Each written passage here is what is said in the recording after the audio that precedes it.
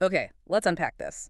Welcome to the deep dive. We take your sources, articles, notes, research, and really pull out the key insights, giving you that shortcut to being properly informed. Hmm.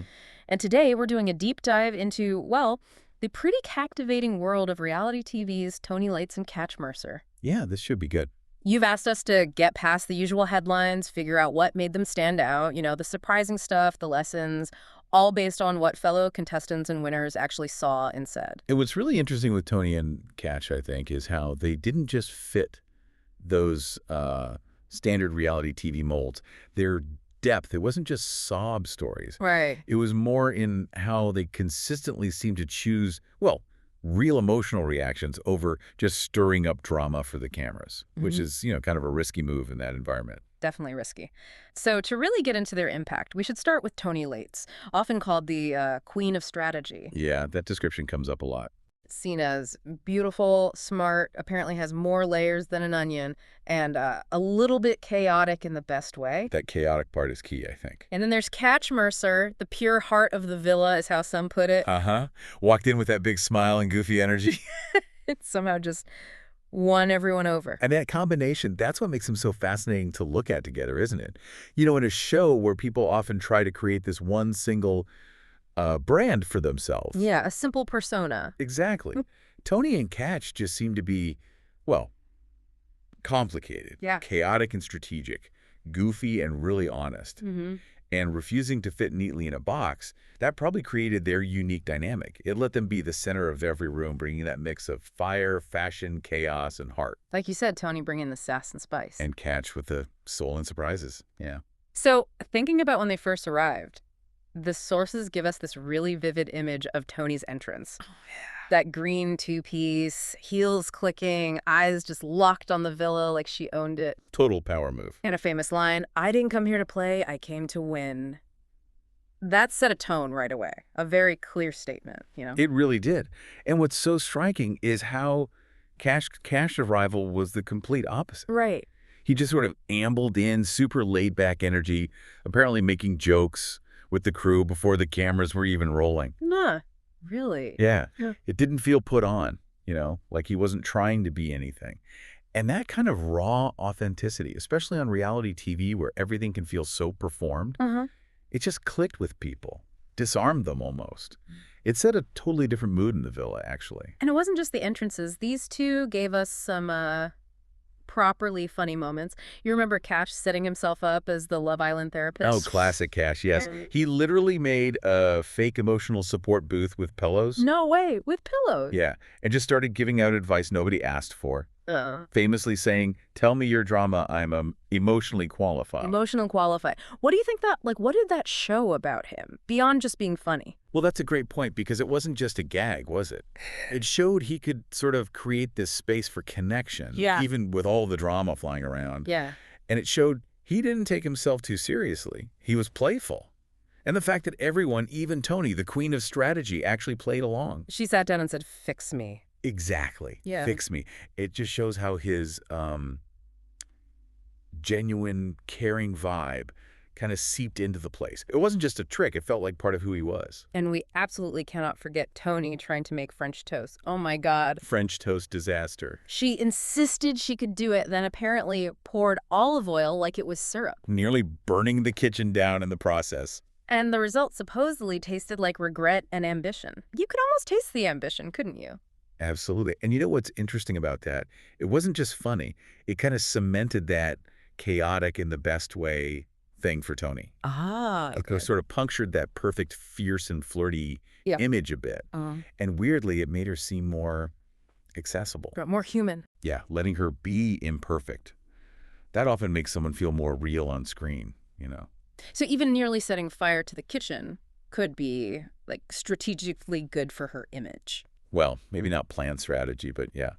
It's those unpolished moments, those little glimpses behind the curtain of the queen of strategy that often tell you the most about someone navigating that kind of constructed reality. Which actually brings us to a deeper point. Beyond the laughs and the big entrances, what really made them special, the sources do talk a lot about Toni's surprising depth, vulnerability under that tough exterior. That's a really important point, yeah. Because it's not just about the persona then. What were some of those times, those conversations where you really saw that vulnerability come through? Maybe changed how people saw her? There was one moment by the pool, a conversation where Toni apparently said something like, I act confident because if I don't, people walk all over me. And that's pretty raw, isn't it? It reveals the why behind the confidence.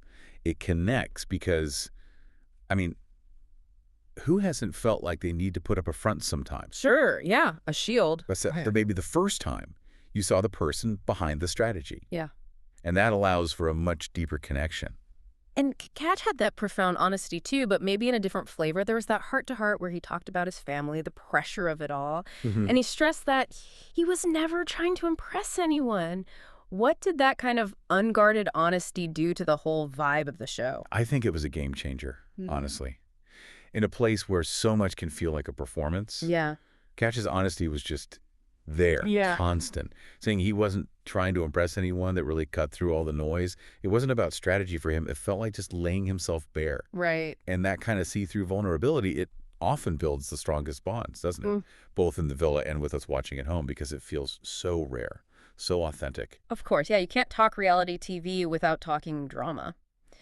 And eventually redemption, maybe. We have to touch on the huge fight between Toni and Mel. Oh, absolutely.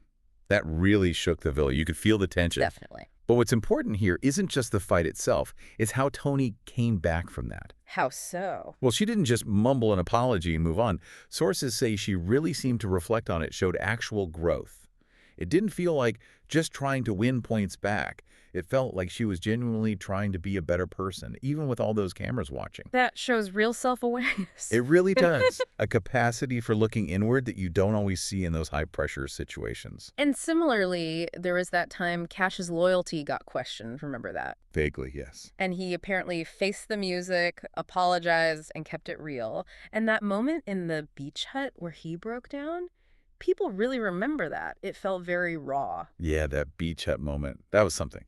It really showed the emotional weight of living under that constant microscope. Cach didn't try to justify or rationalize. Yeah. He just felt it, let it out. And being willing to be that vulnerable so publicly, it just hammered home his authenticity. Yeah. It showed that real character isn't about never messing up, right? It's about how you own it, learn from it, and stay true to your feelings. So after all that intensity, all the ups and downs, where are they now? What are Toni and Cach up to? Well, from what the sources say, they're both doing really well, but in their own lanes. Toni's apparently channeled that strategic brain and undeniable personality into a successful skincare line, Laites Glow. Laites Glow. Okay, makes sense. Right. She's described as booked, busy, and still spicy.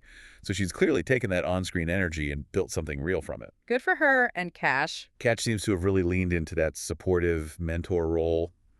The Villa Big Bro, as someone called him. Villa Big Bro, I like that. Yeah. Doing podcast collabs, fitness content, and even mentoring some of the newer contestants coming through the reality TV world. He's kind of extending that authentic energy outwards. That's great to hear. And what's also quite telling, I think, is that while there's no romance there, they are still in touch.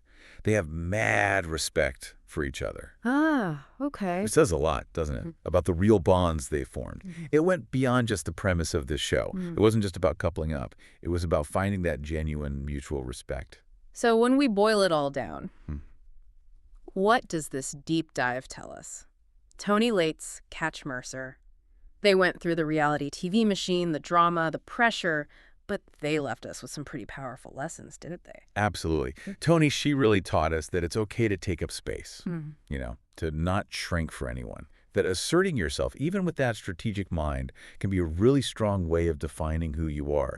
And Cach, with that constant emotional honesty, he just reminded us to feel everything, the good, the bad, just let it happen. Yeah. They both, in their own ways, really managed to stay true to themselves, whatever the show threw at them. And that's pretty rare in any environment where you're being watched like that. It really is. So as you're thinking about their journeys, maybe consider this for yourself. In a world where, let's face it, so much of our lives are kind of curated, presented, what does it actually take to embrace your real self? All the layers, the vulnerabilities, the messy bits, and just live that truth out loud.